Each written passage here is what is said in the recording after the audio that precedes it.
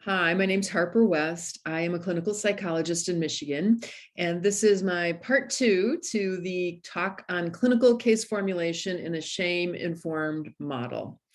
And we talked last time, if you watched part one, about, general ideas, what this model is about, and how the DSM and the ICD in their descriptions of mental health problems are non-scientific, misleading, and cause a lot of stigma among many other problems, and how a shame-informed model can bring a lot of benefits to our work as clinicians. So this session is going to be really about what is shame, kind of the core emotion and what it's about and why do we have this emotion of shame. I'd like to start with actually a brief experiential mindfulness meditation that will explore a few of these ideas and is drawn from some compassion-based interventions. So if you'd like to engage in this, you can just put yourself in a comfortable position, maybe with your feet on the floor, your back up straight so your posture is good, and we'll settle in and do just a few minutes of a mindfulness-based exercise. So again, get settled into your posture. Begin just by taking some nice, long, slow breaths. Just observing your breath flowing in and out in a soothing manner.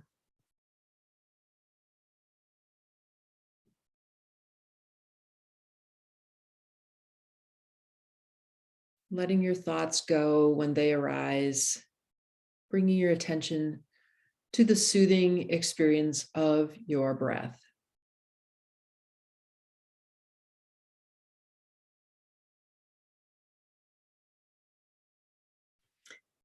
And now in this exercise, we're going to engage in a little bit of a visualization. So with visualizations, we want to let just whatever comes up, show up. Don't judge it too much. Don't try and force anything. As we continue to breathe, let's see if you can draw to mind an experience that you had that was a small or moderate-sized failure of some sort, some minor or, again, mid-sized mistake that you made, nothing too big.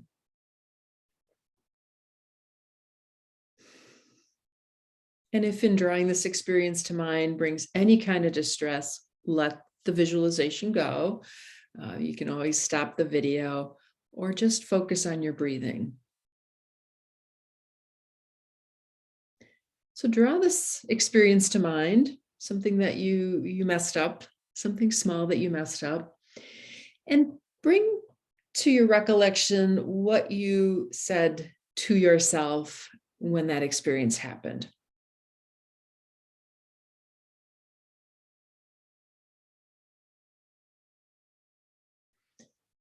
And perhaps for many people, this was a self-criticism. I shouldn't have done that. I shouldn't have said that. That was a dumb mistake. Right? Probably where your brain goes. And notice certainly the things you're thinking to yourself about that. Perhaps the tone of that inner dialogue. And notice how it feels to say those things to yourself. Now, draw to mind that this is one part of your brain, one part of yourself saying these critical things to yourself. And that there is another part of you, of your brain, that is hearing these criticisms. Now let's continue to breathe and think about what it's like to be that other part of your brain that is hearing these critical and judgmental voices in your head.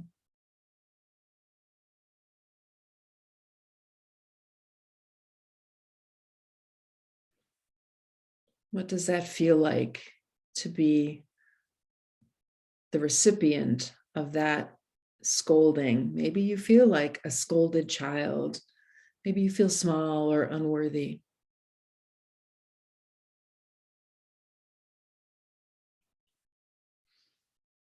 What does that feel like? Does it feel a bit distressing? If so, continue to breathe and bring that soothing, comforting, rhythmic breath to mind.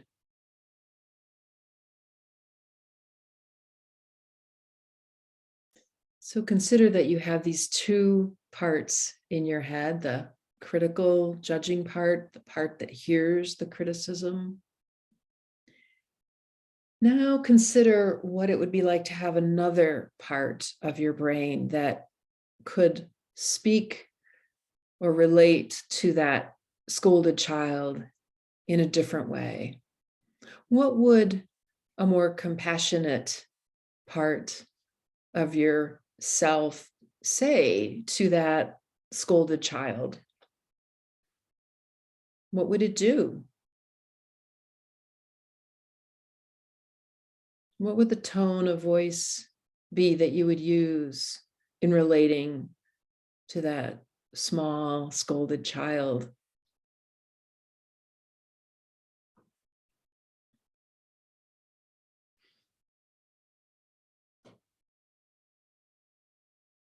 And hold in your head and in your heart that there are these three possibilities for how to relate to yourself: the critical, scolding voice, the scolded child, and perhaps even a more compassionate, wise, kind voice to relate to yourself with.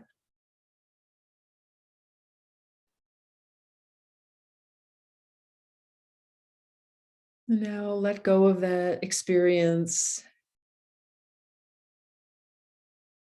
release that, and take perhaps 2 or 3 more deep inhales and exhales, letting go of that practice. And now coming back into the Zoom room, coming back to the video with your full attention. So you can probably guess that that experience, excuse me, was to highlight that we have both all three of those, again, voices in our head: the scolding, shaming part of ourselves, the shamed, sort of victimized experience, and then the compassionate part. Unfortunately, most people have very little of that third voice. They don't know how to generate that compassionate inner dialogue. They maybe have a lot of the first two, not even recognizing that those are, the third one is an option. So we can see from this that compassion is a way of relating to ourselves. And this is one definition of compassion, is how we relate to ourselves. But it's also highlighting that we have this shaming experience in our inner dialogue. We certainly can get shame from external sources, but we can generate shaming experiences just by how we talk to ourselves. And so that's a very important understanding to make. So what is shame? All right, shame. Let's talk about this experience of shame. Most of us don't want to talk about it. I know I didn't learn about shame until I was outside of grad school. I didn't learn about emotions really at all in the humanistic program I was in. Shame was not, to my knowledge, ever brought up at all. So we often, as clinicians, don't talk about it. The general public doesn't talk about this emotion. Many people don't know how to identify this emotion in themselves. I think it's important to educate people on this emotion. If we wait for it to show up in therapy voluntarily, it probably won't. So I often think we have to lean into it and highlight this experience for people in the appropriate way.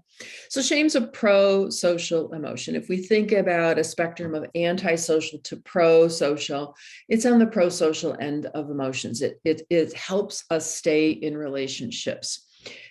In that when we experience guilt or shame about a behavior, we should ideally recognize that that is an experience that tells us not to engage in that antisocial behavior, that immoral behavior, and to rectify that and to behave in a more pro-social way. So it's an emotion that signals us to change our behaviors. And that's what evolution did. It put shame in our emotional bandwidth so that we can stay in relationships. It helps shape human social behavior by encouraging compliance and social cooperation and all those great pro-social things like altruism and reciprocity, kindness, sharing and caring. I call them the kindergarten lessons, right? Things we should have learned in kindergarten. And shame is also very powerful in that it triggers fears of exclusion or rejection. And but that's the good part of it. Again, that's what's pro-social about it. It says, hey, you're at risk of being rejected from the tribe for your antisocial behaviors. You better get yourself back on the right side and engage in a more pro-social way. Shame can be confusing because it has so many different ways of presenting itself. It can lead to kind of an avoidance for most people. Shame makes us want to hide, slink down under the carpet, right? The affect is often one of hiding, downcast eyes, and slinking away, right? It can lead us to paralysis and freeze. When we're in shame, we're often in that dorsal vagal response we'll talk about on the neurobiological aspects of shame. We freeze, we can't think straight, we are deer in the headlights, right? Can lead to a fold response, a shutdown, and a submissive response. And it can even lead to anger and stubbornness and antisocial behaviors that we could categorize as the fight response.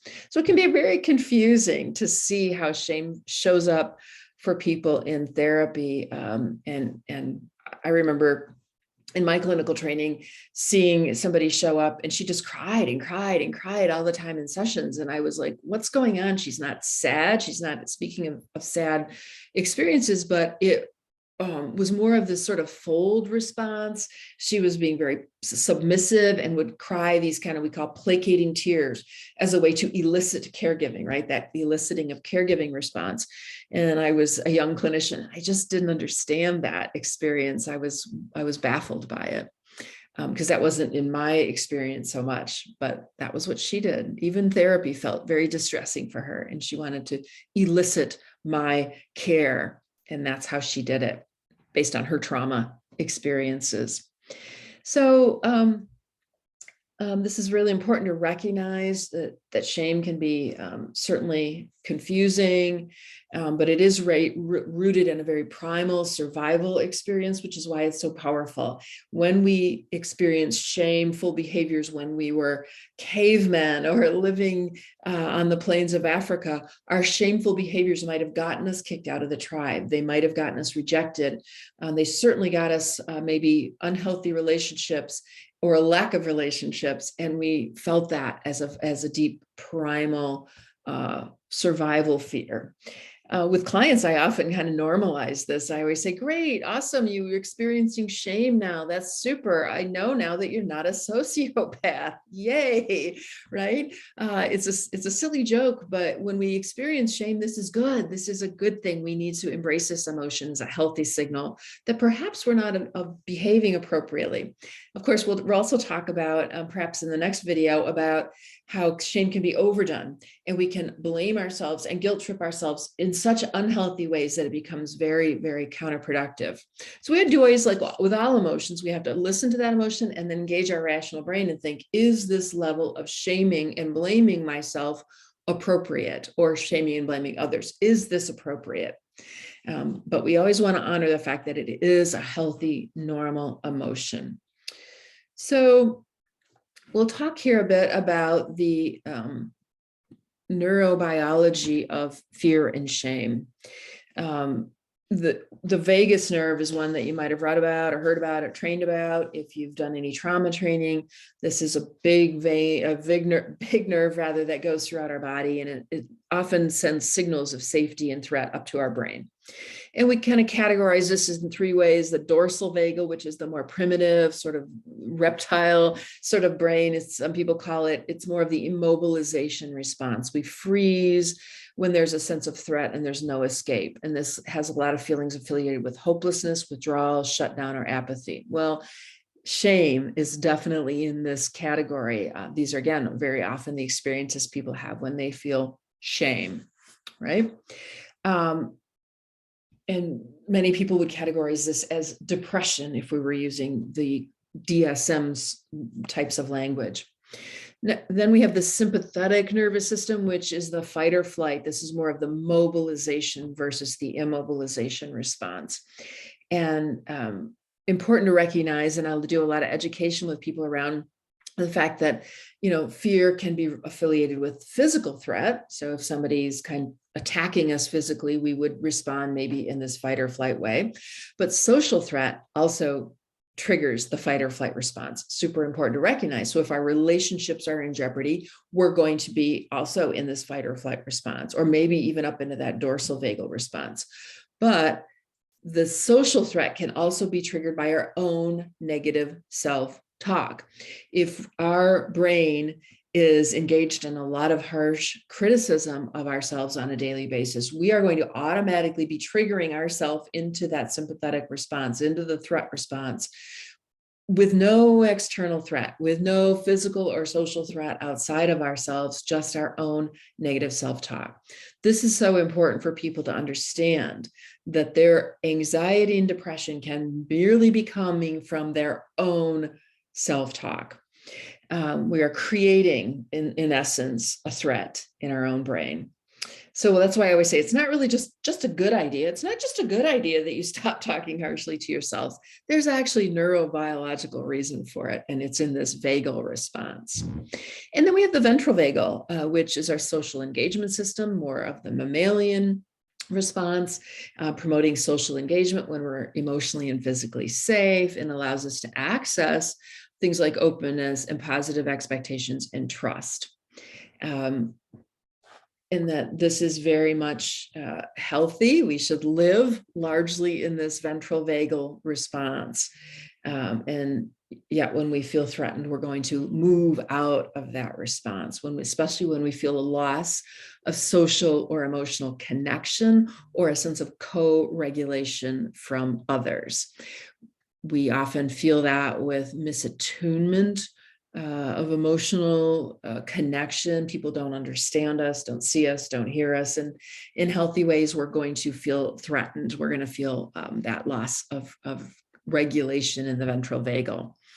And often what happens is the left brain gets involved then and says, oh, I'm experiencing this misattunement. People don't understand me. I don't feel loved. I don't feel connected. I don't feel related to other people. Wow, that must mean I am not good enough. I am unworthy. There's something wrong with me that needs to be fixed. And then the emotion of shame gets triggered, and we can then kind of spiral into these cognitions and then into the fight or flight or dorsal vagal response. The prefrontal cortex, of course, goes offline when we're in this vagal response. The amygdala, the threat sensor in our brain, goes into overdrive, and we can, again, have a lot of cognitive biases or distortions, especially around the feeling of shame. So the idea here is that we need to activate this ventral vagal calming response, the soothing response that we gain from being connected to others and connected to ourself, right? This is where self-compassion comes in. When we can generate self-soothing by how we talk to ourselves, how we relate to ourselves with compassion, then we can down-regulate ourselves out of that ventral or into the ventral vagal response, out of the dorsal vagal or the sympathetic. And we can pull out of that shame spiral in a healthy way. So that's what's so powerful about understanding this neurobiology of shame and fear, is it gives us both a sense of why we're spiraling out of control with shame, and then also a way to get out of that shame spiral and into a feeling of safety in relationship with ourselves and with others. That's what's so powerful when Paul Gilbert works on compassion-focused therapy ideas. He talks about this social threat system a lot and the social hierarchy system. And again, these are designed to help us, but they can get out of control, and we can be in that alarm response. We can be in the threat response when it's not really necessary, really not appropriate. This is people who are like rejection sensitive or have insecure attachment patterns, fire up into threat response when there's a social threat very readily. Okay, so that's a little bit about the neurobiology.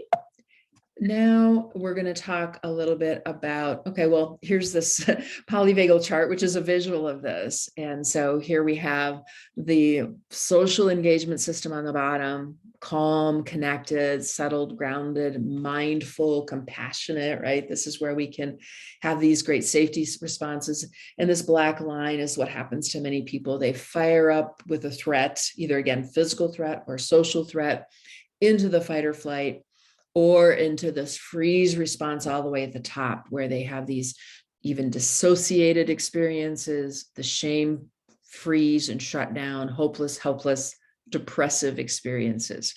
And ideally, we deactivate this and self-soothe or gain the soothing from others that brings us down into the social engagement system. Super important to educate clients about this experience, because if you don't, they will stay confused and they will label their behaviors as mental health problems, or just become judgmental about their inability to control their emotions. And they don't know why am I so anxious? Why am I so depressed? Because they don't understand that this is a normal experience based on their emotional history. Okay. So often clinicians want me to talk about the difference between shame and guilt. Now, with clients, I don't bring this up. I think this is a minor semantic distinction that is irrelevant. If people want me to, I will talk about it.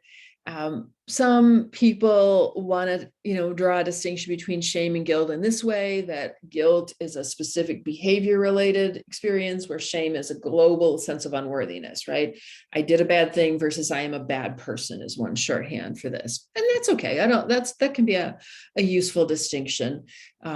This chart draws a little different distinction that is for me more important.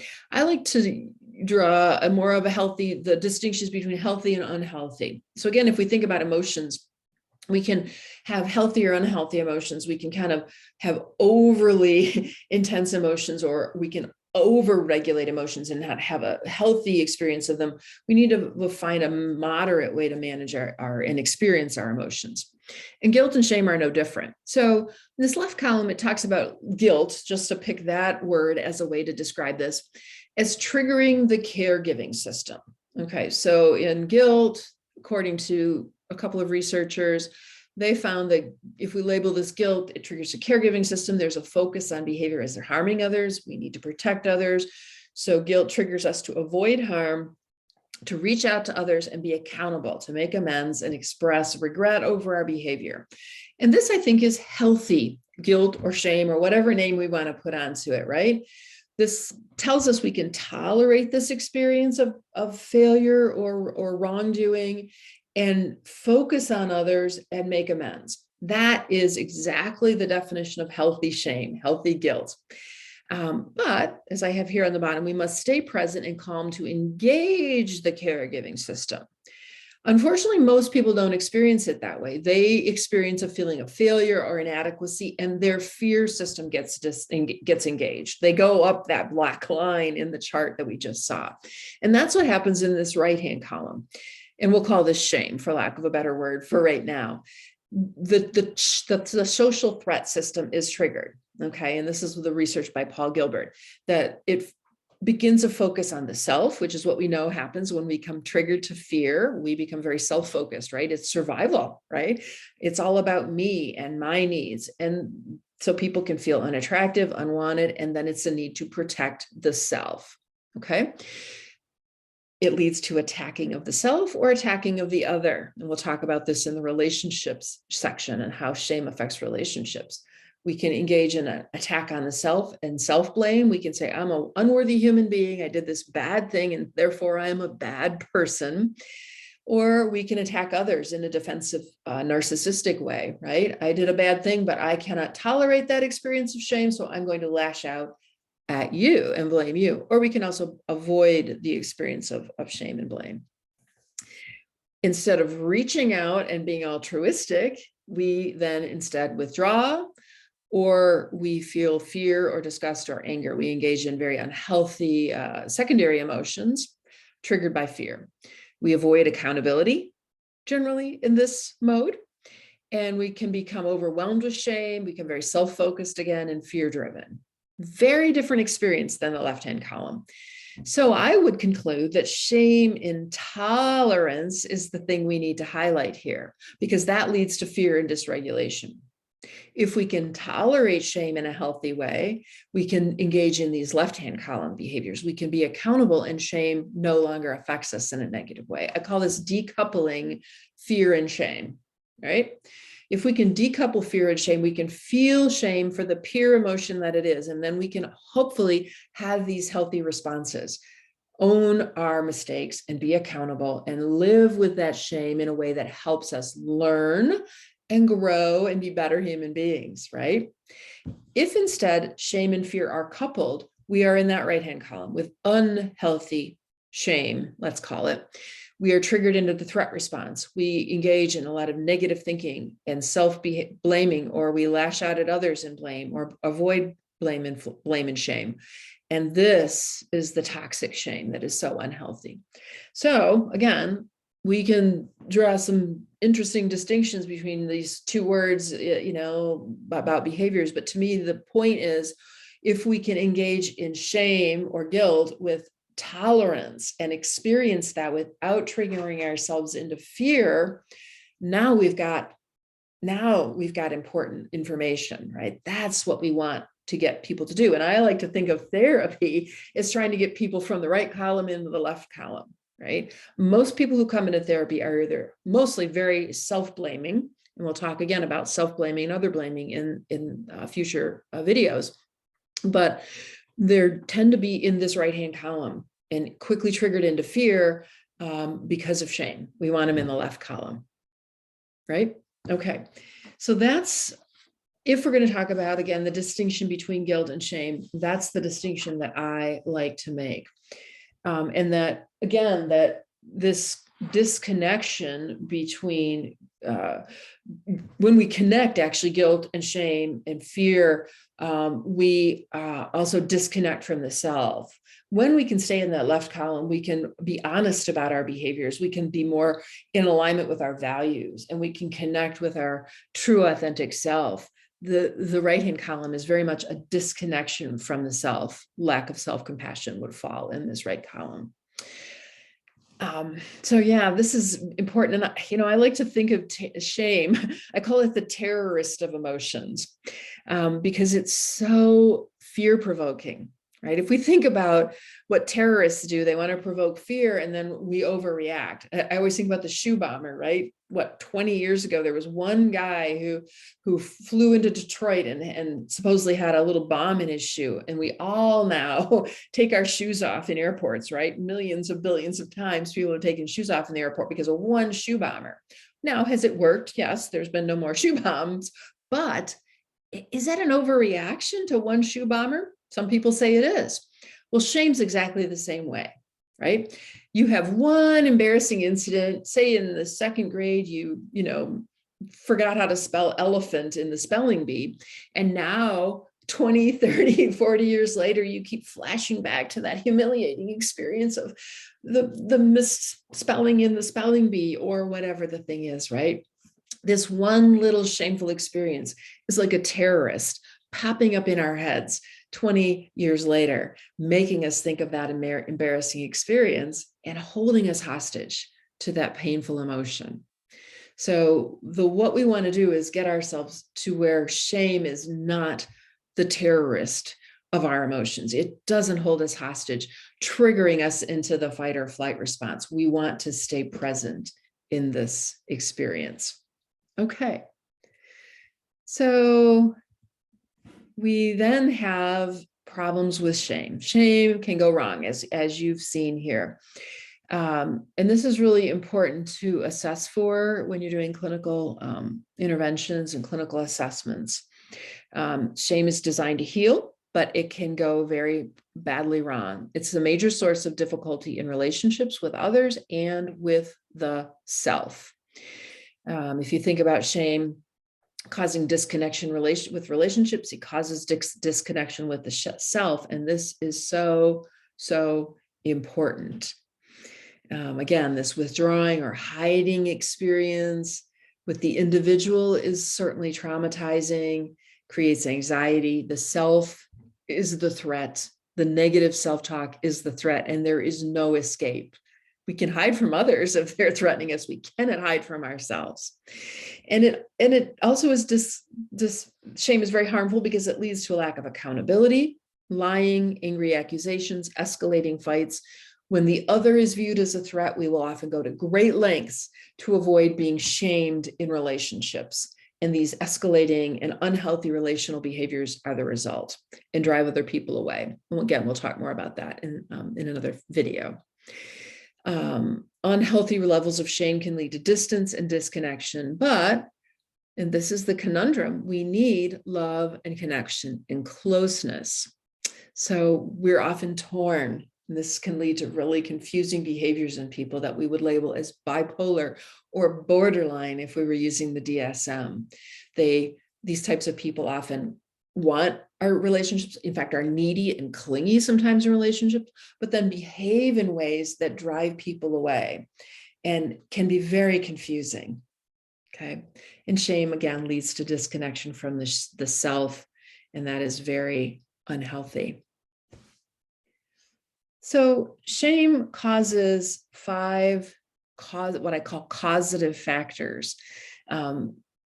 These are linked together, and these factors lead to increased intolerance to shame. It leads to the worsening of those reactions to shame that cause us to spiral up into the threat response. And we're going to dive into all of these 5 factors in the next video rather. So I just thought I'd throw these in here as a teaser for the next time we're going to talk about these next 5 factors. Shame being one of the factors, so it's important to know that emotion. But these factors all, again, interrelate to worsen our response to shame, to increase our shame intolerance. So thanks for seeing this next video. And again, tune in for the next one where we'll talk about these 5 causative factors and how they worsen shame intolerance. Thanks again. And you can learn more on my website, harperwest.co, where I blog about shame and self-compassion and related issues, especially narcissistic abuse on that website. Thanks so much.